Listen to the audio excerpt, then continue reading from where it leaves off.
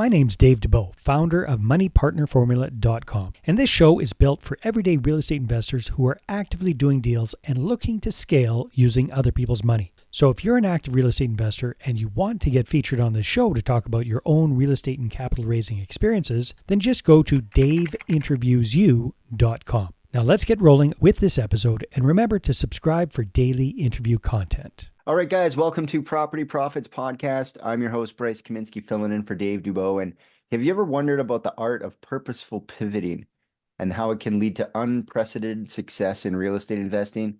Well, today, my guest, Kimberly Mihalik-Blackstone, a dynamic force in the industry, is here to unravel the secrets behind navigating from codes to contracts with finesse. Kimberly, welcome to the show. Great to have you here. Thanks for having me. So yeah, I mean, every real estate journey kind of has a beginning, and it kind of helps people get a perspective as to where you've come from. So can you share a little bit about the journey at the very beginning and what got you into real estate?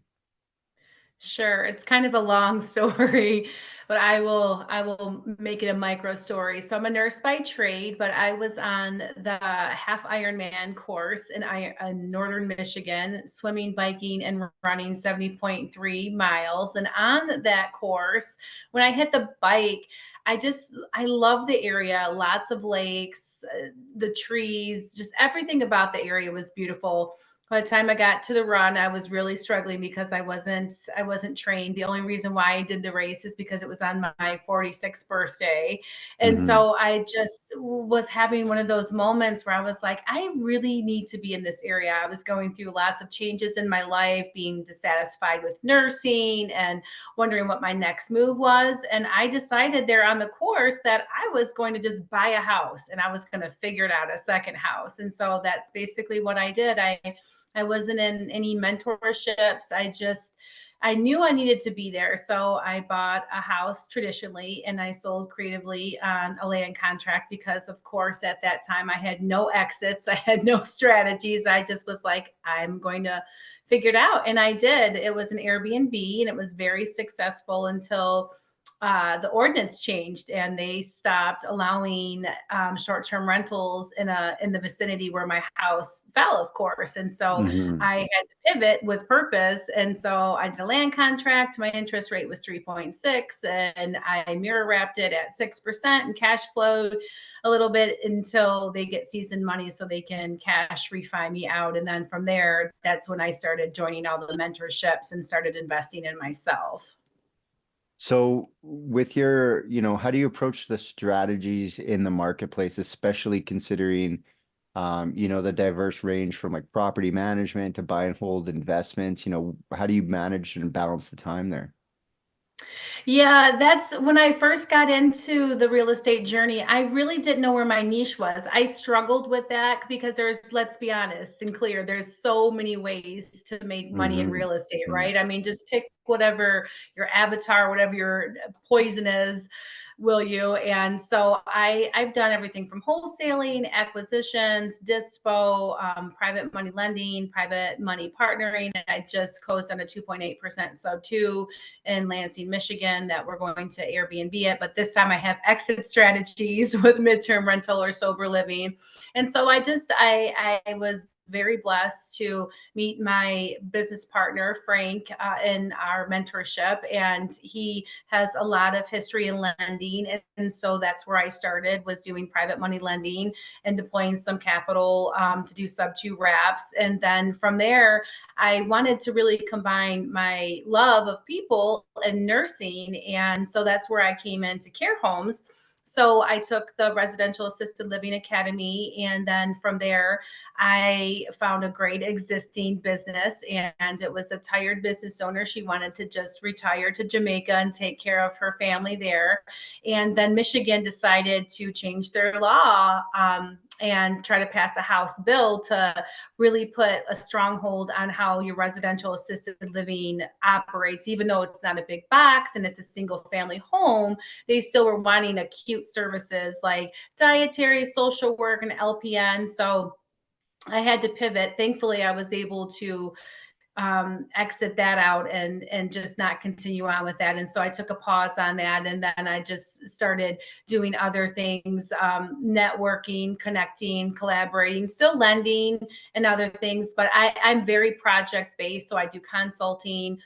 And basically, whatever project makes sense, I help people close and collaborate and connect. So I'm kind of like the chameleon of real estate. I do a little bit of everything because I'm definitely more entrepreneur, but my bread and butter is real estate. I'm an author, I'm a life coach, I'm a CPR instructor, I'm a keynote speaker. So I do a lot of other things.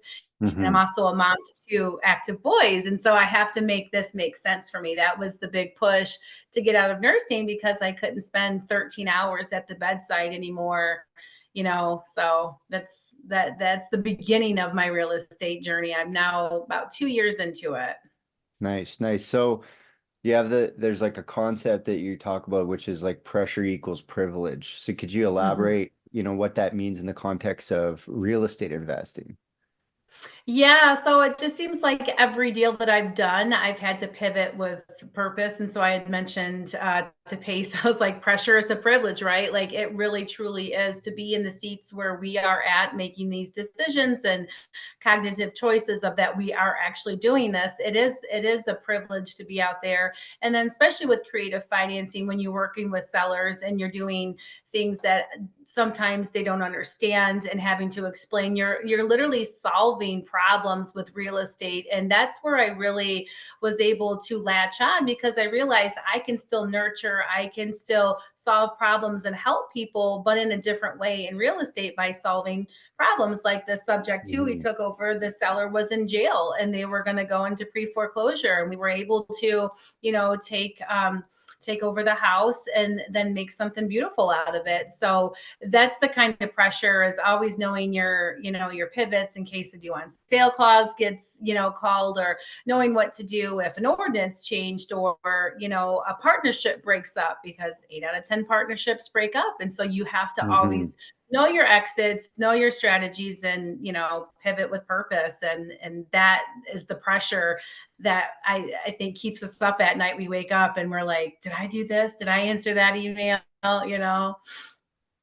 Yeah, well, with all the things you have going on, delegation comes into play, right? We've got to, Yes. we can't do everything. So how are you ensuring that the people that you hire to do this, that, and the other are competent, but also align with that vision that you have? So currently, I'm like a solopreneur. I'm working with, I have several business partners, and between that partnership, then we seek out other investors that align with us, and we all kind of just collaborate. We're definitely like collaborate over competition. So, like I try to work with people that are opposite of me, that have different strengths. Like my partner Frank, he has a huge history of lending, whereas I don't. So I can, he can be my safety net. I have the medical side. So if I'm underwriting a sober living or consulting or connecting somebody with private capital, then I can come in there. And I've also been like, an Airbnb host and outdoorsy, and have had other experiences that some people haven't. And so I'm always just working and collaborating with people that, my weaknesses are their strengths, and vice versa. I have tried to dabble with some VAs, and that's been difficult. I'm in that messy middle stage where I'm starting to scale. I'm gaining momentum, but I'm having a hard time, just having that capital to find the integrator for systems and operations. And so my focus, can shift too. Like I definitely want to continue to raise private capital and possibly start an equity fund, so I can be project based, or do a bit bigger project like a syndication, or something on that scale. So I'm trying not to think small while trying to grow, and trying to find those people to bring on my team. But currently it's just kind of your bootstrapping long 16, 18-hour days of just getting it done yourself. So with that in mind, with the capital side of things, how do you balance your capital investments between, say, connecting investors and property managers, and then ultimately, you're going to need capital for your deals. So how do you balance those two things? I think it's just finding those people that you can partner with. Like currently, all my capital is deployed. I'm kind of bottlenecked right now. Like I'm waiting to close on something and then rinse and repeat. And so just finding those people that can get behind your proof of concept and know that you can exit and their money is safe with you. And so Hmm. proof of concept is big. Like when you're asking private money lenders, they ask, well, tell me a time that you've had to pivot, or tell me a time that you've done this. But I know how to secure them with cross collateralization and good positions, and Hmm. make sure that they have escalation clauses in there. So having a little bit of a background in lending too, I can offer different things to keep them secure. And a lot of times they come in as partnerships versus like lending, because you always have to get your lenders out, right? And so either you have to refinance and somehow, or get another lender. So I like to have those partnerships, because I'm very much into having rinse and repeat kind of relationships. I'm definitely not like the transactional, like deals are a dime a dozen. What I want are those long relationships that I can trust, Hmm. and I can know that that partner can go to battle with me. And so I tend to look more for private money partners. And I have like lenders, that'll lend in certain areas, or certain, like one wants to just like lend in a certain county in Arizona, right? And so you get Hmm. really specific people out there. So I just I try to connect people with the different kind of collaboration that I'm doing, and working with people that I would work with. I would never connect somebody that doesn't have proof of concept, that doesn't, have skin in the game, because that's important to keep, Hmm. everyone safe, because real estate is unpredictable. And even if everything is structured and you have your exit plans, like again, someone else's choices can result in consequences, like my short-term rental and like my residential assisted living. So I constantly, as a nurse too, being able to critically think and remain calm under pressure and be able to Hmm. put in those long hours has boded me very well in this industry so far. Yeah, there's no ceiling to it, really. It's how hard you work. So, what advice would you give to aspiring real estate investors looking to, master the idea of purposeful pivoting in their journey? Just get out there. Don't be afraid to start, because as long as you're out there, networking is so, so important in this business, and finding the right people and taking the correct advice, because we all know you have YouTubers out there that aren't giving the best, advice. And so just Yeah. making sure that the people that you're aligning with, that you're collaborating with, and that you're partnering with, that they are a different level above you, that it's not the blind leading the blind, because we use the fail forward very loosely. But like in my field, you can't, in my old field, you couldn't fail forward, because No. people would get hurt, right? And so it was really kind of shocking when I came into the business aspect of it, how sloppy it really was, and how important it is to like have your transaction coordinator that can, help open escrow and make sure that all the T's are crossed and the I's are dotted. So just making sure that you have a good networking and going to those real estate events, and dating, right? Like you're dating your potential partners. You don't want to get right into a marriage. Hmm. Another big question too is, do they have a W-2? Because if you do have a W-2, you can't pivot and move like someone that's doing this full time, like I am. And then you might get stuck with a person that's unable to make the calls, make the site visits, and help you along the journey. So it's really just doing your due diligence and making sure that you can be aligned with the right person, and just not jumping into it blindly, and just making sure that you're getting other opinions from possibly like other investors. And you're your biggest investment. That's one thing that I learned early on. You have to spend money to make money, and not all mentorships are the same, but if you can find a group of people that you can really connect with, that is Hmm. just, you can't put a price tag on that.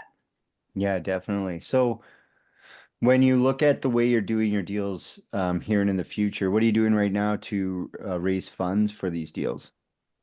So just connecting and collaborating with, other people in the industry. I do solely creative finance. And so we're a very specific group, and you know who your lenders are, you know who your gator lenders are, and just continuing to go to the real estate meetups and talk to people. And sometimes you might just be having a conversation in a grocery store and talking to somebody about real estate. Like, no one is a stranger to me. I'm always having conversations. Being a nurse, it's very organic that I can just talk to people freely, and keeping that open. Like, tomorrow we're doing a webinar with some physicians in New York City that want to learn how to get into real estate to reduce their taxes and use things like a non irrevocable grantor spendthrift trust. So there's different ways and vehicles to help other people reduce their, taxes with real estate and have that hard asset that they can pull out equity or move, or, do whatever they want, whether it's passive or active. And just having those conversations and sharing those experiences, and,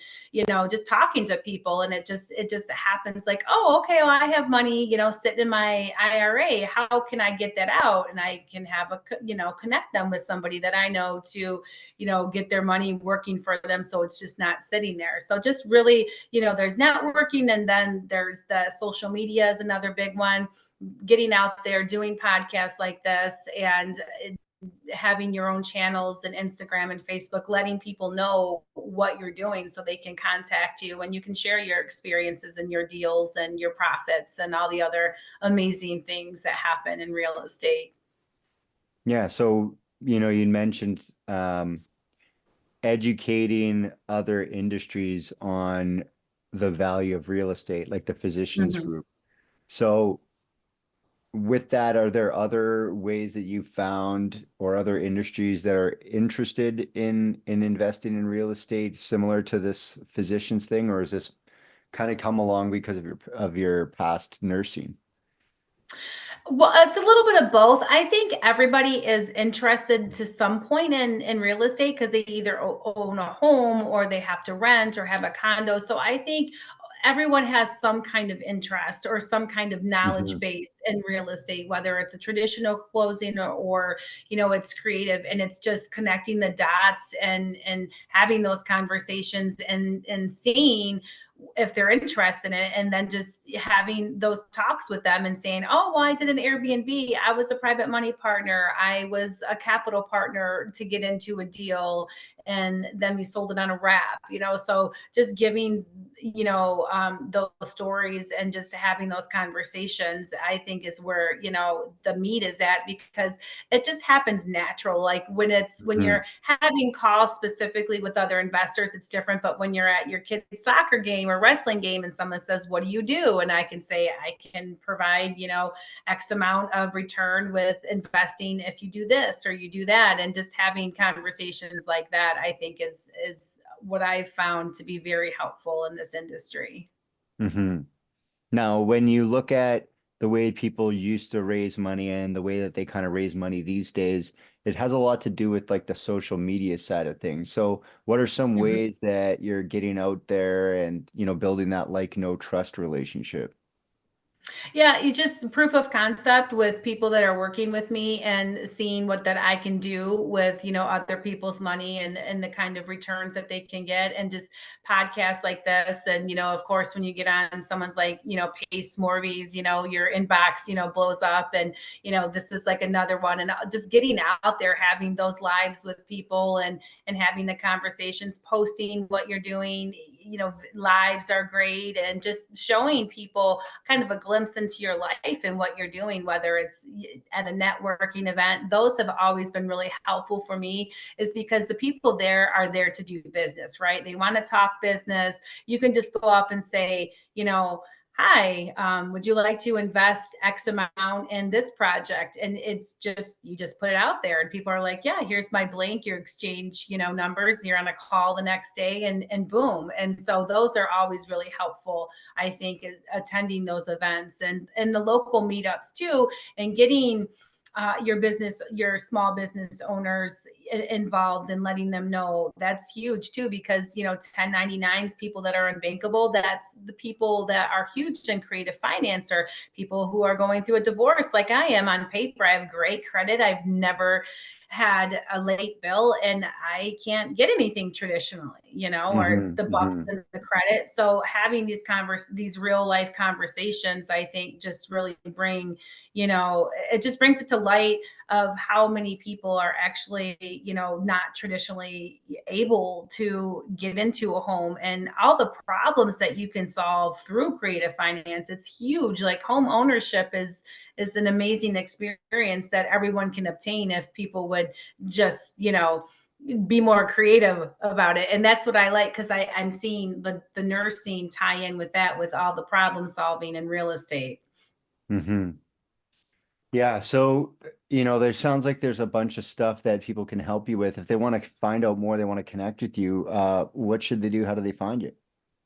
Online, Instagram is KSB Create, and Facebook, you can just friend me on Facebook, or my email is kim@ksbsolutions.net, and we can connect and get on a call and book a calendar and see how we could collaborate and possibly work together. Awesome. Awesome. Well, I really appreciate you stopping by. Yeah, thank you for having me. I appreciate it. No problem. Until next time, guys, we'll catch you on the next episode. Hey there, I really hope you enjoyed that episode. And as always, if you want to listen to more daily interview content, make sure you subscribe. And if you're an active real estate investor and you're doing deals and you'd like to get featured on this show, then just head over to daveinterviewyou.com. Now at moneypartnerformula.com, we help real estate investors to create a process for predictably getting capital so they can do more deals without relying on hard money lenders or the banks. We do this by building them a private capital marketing system. Now, if you want help turning yourself into a big money capital attraction machine, then book a call with our team to see how we can help. Just visit moneypartnerformula.com to find out more. All right, take care, and we'll see you on the next interview.